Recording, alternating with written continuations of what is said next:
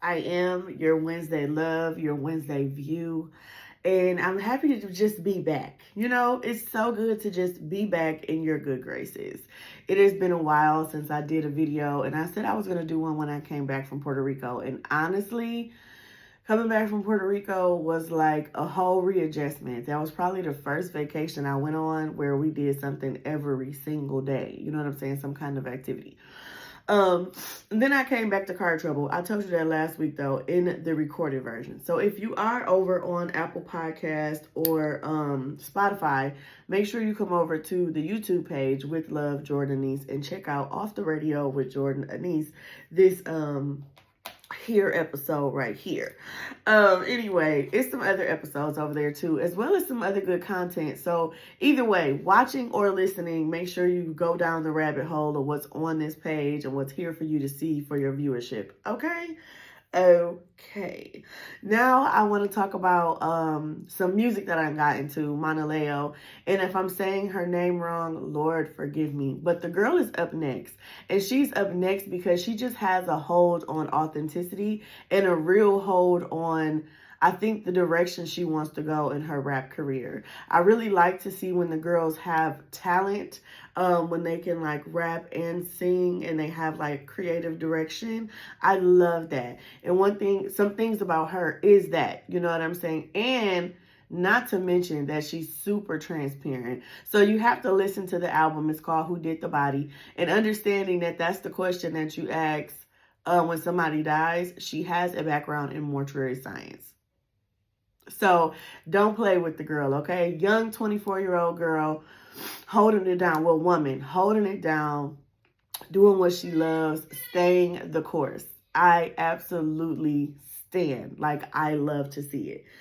So moving right along. This week, what's today? So I want to say Sunday or Monday, I was at my mom's house. It was Sunday after our Sunday nap. We went to my mom's and she was watching this movie and she's like, it's about a mom and she has autistic children. And at first I'm like, here we go. You know what I mean? Like, here we go with this. You feel me? Because I just feel like I live this every day. You know, sometimes you don't want to relive it. It's just like, all right. You know what I'm saying? So I did end up watching it though. I didn't budge. I didn't get up and move. I sat there and I watched it. And the movie was so good. Like, so real, so raw. So it's called Miracle Run. And if you have not seen it, you should check it out.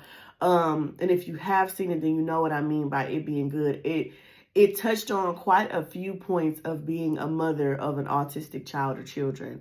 This mother specifically was a mother to fraternal twins, boys, who both were autistic.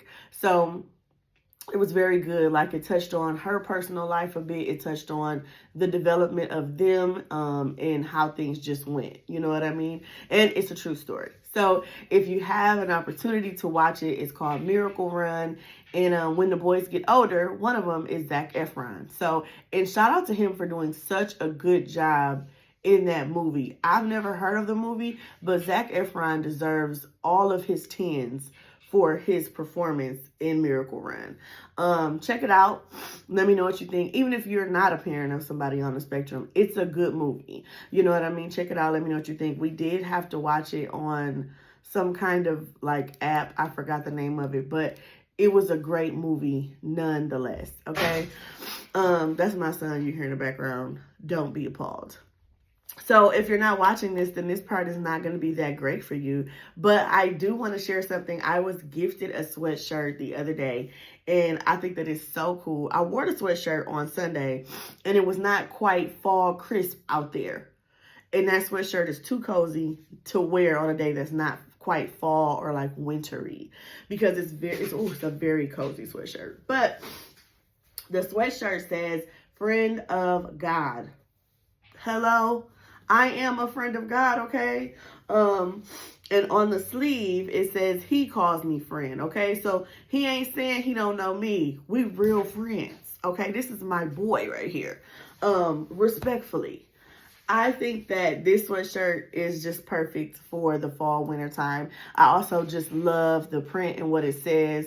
If you're a Christian, if you believe in God, if you love Jesus Christ, that is the sweatshirt for you. And the Believer movement is just something you should be following. It's on Instagram and it's also on TikTok for sure. Make sure you head over there and order you a sweatshirt, a t-shirt that says Friend of God. He calls me friend on the sleeve. I think that is so cool. Also, shout out to the Believer movement for getting me this and that being one of my colors. Okay. My pants are literally olive green right now. I think I've worn olive green quite a bit since the weather broke and I got back from Puerto Rico. So shout out to them for either knowing my favorite color or just getting it right the first try. Okay. Once again, check out the Believer movement. You are going to love it. So great news, right? I need you to be on the lookout for the Heat Her initiative. You know what I'm saying? So the Heat Her initiative was birthed because 2 years ago, I was working for the radio station and I wasn't quite making enough money to make ends meet, but I was making too much money for assistance and to be helped. And wintertime came around and I had this consumer's bill that was insane. You know what I'm saying? And they were saying they weren't going to pay it because of what I made. And I was really afraid of what that was going to look like for me and my son. You know what I'm saying? And I know that there's programs and things of that nature, but when you don't know, you don't know. However, it was taken care of. Like God literally took care of the consumer's bill for us at that time.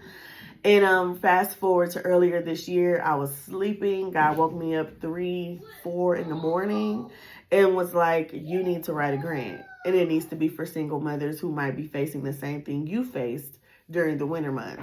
And I'm like, write a grant? You know what I'm saying? I'm just a girl. And he dropped the Heat Her initiative, the name, in my spirit. So the grant is for moms to get a certain amount of money towards their consumer bill and a certain amount of money towards bedding for like their homes. Bedding and blankets and stuff like that to keep them warm in the winter months. So I type out all the details that I can think of. I, get into that mode where I'm researching how to write a grant. I put it through GTP pieces it together for me, and I present it to the board I sit on, which is Well of Hope, where Chia Morgan is the president. I present it to her, and she's like, I love this. So she ended up putting the rest of the pieces together to the grant that I might have missed or that just needed to go, and we submitted it, and we got the grant. So I'm so excited about this. We got the grant, and we are going to be able to help some moms, this winter with their consumer bill. All the details will be coming out soon, so make sure you are following me on all platforms of social media, which is normally Jordyn Anese or With Love Jordyn Anese. So that's TikTok, Instagram, and then on Facebook it's Jordyn Anese. So make sure you're following me to get that information of how, if you're a mom or if you know a mom, you can submit and possibly be one of the recipients of what we got going with this Heat Her initiative. I am so excited. It is such a blessing for God to deposit something into you and you do it the way you think you find the right pieces to help put it together and boom, I'm so excited to be presenting this to the city that I love. So yeah, I'm excited. Hopefully you're excited. Hopefully you're ready to receive some help. You know what I'm saying? If you're able to be a recipient. So moving along continually, you know what I'm saying? We're keeping this thing going. And I love that for us. Something that I want to talk about is dating. And I know I talk about dating a lot, but that's like one of my things, as a single girly. It's just one of my things. I love the idea of relationships and community and things of that nature. So I'm always going to want to talk about it.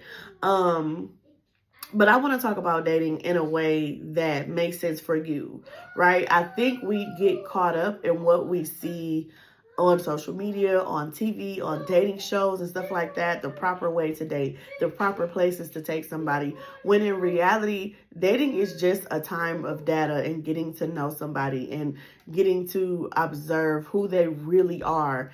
The biggest problem I think that we have in the dating pool is that people are showing up as representatives and not as themselves. You know what I'm saying? People are not showing up full on as themselves. They're keeping something for later, or they're just completely whitewashing who they are. You know what I mean? And by that, I'm not really talking about the intimacy portion. I want to be very clear on that, because if you believe that you need to hold out into marriage, I think you should too.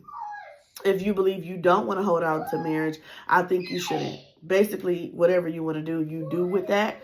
But what I am talking about is the personality portion. When I talk to men and women who are both single alike, and then just my own observation, I've noticed that we're all feeling like we're dating the same person in different font. So people are showing up to dates, showing up to getting to know and conversation and so on and so forth, and they're acting like the same person in just a different font. You know what I'm saying? A different body. It's the same personality. It's the same conversations. It's the same things and responses, not just questions, but it's the same kind of responses. It's the same lingo. And it's getting a bit exhausting, you know? Especially for me, honestly. You know what I'm saying? I've been single for a long time. I don't even want to get into the number of years. But I've been single for a long time, while most of that was because I had to work on myself and find myself. Getting into the dating pool and recognizing that people aren't showing up as their individual selves is mind-blowing, and it's a little bit annoying, because it's like, what happened to, you know, to people who just did different things? What happened to people having differences and hobbies and quirks and things like that? Where did that go? Where did the time of that happen to disappear to? You know, I miss that so much. So I asked the question the other day on Facebook that, okay, so walk with me. We're on a date. It's me and you. I look good. You look good. I smell good. You smell good. I'm hilarious. And you're just regular funny. And I say regular funny, and that's not a bad thing. Everybody can't be hilarious. You know what I'm saying? You have your people who could do stand-up, and then you have your people who are funny in conversation. I land in the stand-up-ish area. Most people land in the conversation area, and that's not a bad thing. But anyway, the date's going great, conversation's going well, you know what I mean? We're people watching, we're having a good time, and we're getting ready to leave, and in your mind, you're like, oh my God, this is the best date I've ever been on. You know what I'm saying? Guaranteed asking her out again. And you go in for the hug, and I dap you up the way Sean and Marlon used to do on Wayans Brothers. I want to know what's your next move. And so on Facebook, a lot of the men were like, oh, you the homie now. You know what I'm saying? Now we just homeboys. And I was like, dang, like, what is y'all comedic range? When I said regular funny, maybe I was being generous, because it seems as though you're not funny at all. Not funny ha-ha, nor funny hee-hee, you know? Understanding, like, culturally, that dapping up that they did was something that was funny. It should be something that's like a moment, a bonding moment. I think one guy said he would break out into the theme song, and I was like, bless this king, you know, bless this king. You got to excuse this nose, because I just found out on vacation that I need to start taking a Zyrtec a day. You know what I'm saying? It's really weighing me down, and I just haven't had it yet. Bear with me. But back to the dating conversation. I really was trying to see people's comedic range. Like, I'm not going to bust out and dap you up like that on the first date. Maybe the third or fourth. You know what I'm saying? But not the first. And I am very 90s coded. I am the girl, or the woman, I should say, who still listens to 90s R&B, 90s rap, who still watches a lot of 90s shows, a lot of 2000 shows, but a lot of 90s shows regularly. They are my comfort. They are my space. A lot of movies that we watched back then, I still watch. I still mimic them and, like, use lines from them all the time. Like, that is who I am. And when you get to know their personality, then you'll understand, like, oh, she is hilarious. You know, I will randomly walk around the house and be like, celebrities' houses at night. That was like one of my favorite episodes of Fresh Prince for a long time. I don't know why, but I always thought that was funny. Again, that's my son. Don't mind him. You know, he just be living his own life. Anyways, I'm not going to keep you much longer, but I do want to say that when it comes to dating, when it comes to just being you, learn to show up as yourself. Because over in the dating pool, the people who are serious about being with somebody, we are tired of dating people who are the same person with different font. We are tired of running into the same kinds of things. And it's something that I take into account too. You know what I'm saying? Like, I can't show up like other people show up, because I'm not other people. I'm Jordyn. You know what I'm saying? Nice to meet you in case you didn't know. But just don't feel bad about being yourself. Being yourself and being authentic, that is where you'll find your tribe, your people, your person, and just the joys of life that make the hardships a little bit easier to deal with. Okay, so now I have to go because I'm actually recording this in real time on Wednesday morning, and my son has to be to school at 8:50. It is 8:34. Bye.